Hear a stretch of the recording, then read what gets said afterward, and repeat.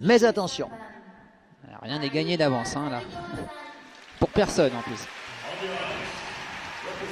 Se présente sur la glace de Tokyo Alina Zagitova, auteure d'un programme court exceptionnel qui vaut à l'ancienne championne olympique, championne de Russie, championne d'Europe et championne du monde, d'être la grande favorite de cette compétition. Mais attention, il reste un peu plus de 4 minutes pour confirmer tout cela.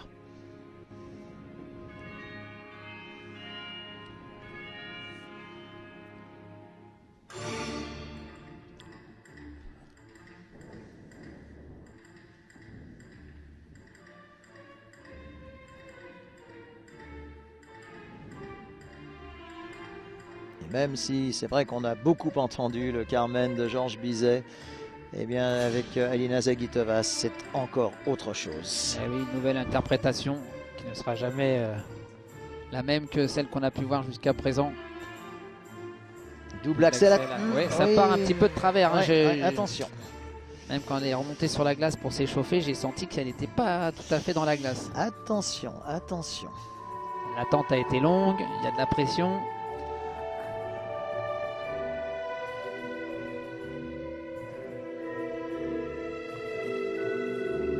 Elle se reprend bien ici avec cette combinaison triple loose, triple boucle piqué. Très belle technique. Ici le salco.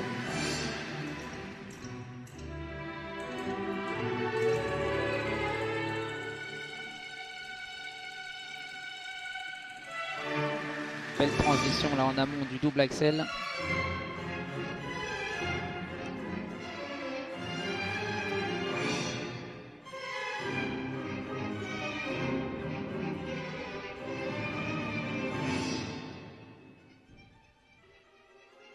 Pirouette pleine d'originalité.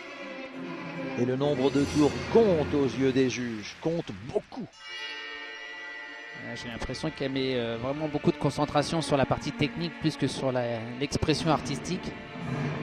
Je trouve qu'elle elle mange un petit peu les mouvements et l'interprétation.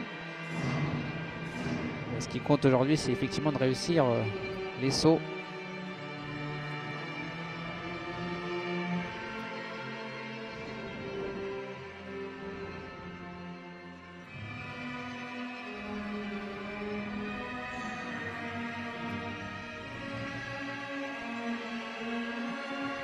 Deuxième Lutz. Oui, avec un triple boucle derrière. Fabuleux. À 2 minutes 20 du programme. C'est peut-être cette combinaison-là qui va lui valoir le titre. Mais attention. Même si elle avait déjà de l'avance. Et ici, elle enchaîne avec le triple flip. Ensuite, deux sauts. C'est le panache. Rien à dire. Rien à dire parce qu'elle elle risque vraiment de gagner le championnat haut la main. C'est au moment où vous dites haut la main, Philippe, qu'elle met le bras en l'air. Justement. Vous êtes un devin.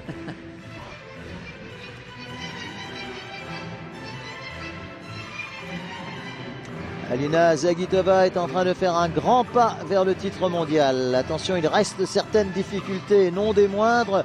Pirouette Billman ici.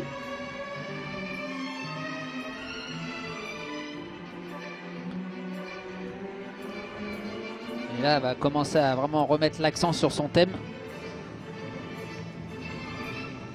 Elle est Carmen. Nous sommes sur les remparts de Séville, bien qu'à Tokyo. Nous sommes sur les remparts de Séville pour personnifier cette héroïne de l'opéra le plus connu au monde, probablement.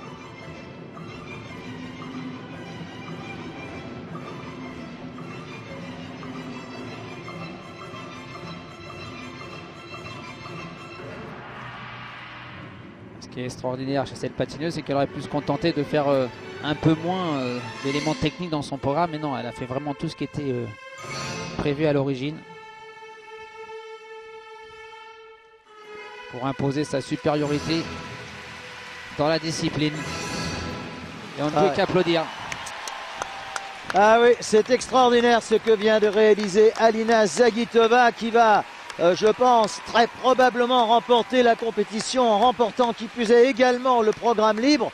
Ça, c'est ce qu'on appelle tout simplement le panache, cher Annick. Ah oui, c'est un vrai panache. Elle ne l'a pas joué petit bras, comme on pourrait dire. Voilà, elle n'a pas assuré. Ouais, avec ses 7 points, 80 et quelques d'avance sur un programme course sans faute et sublimement bien patiné, eh bien, elle a quand même une composition de programme remarquable.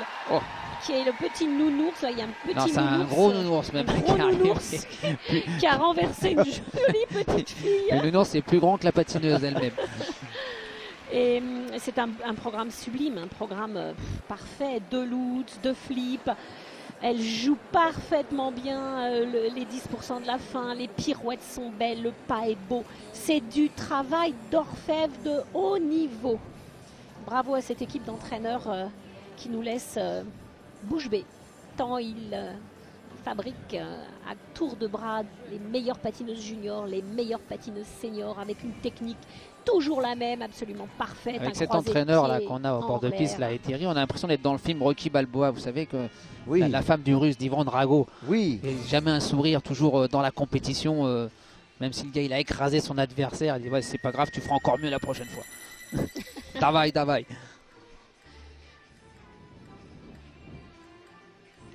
Hommage vraiment à la réalisation de la télévision japonaise qui a mis vraiment tous les moyens pour vous faire vivre ces championnats de Tokyo de la plus belle des manières.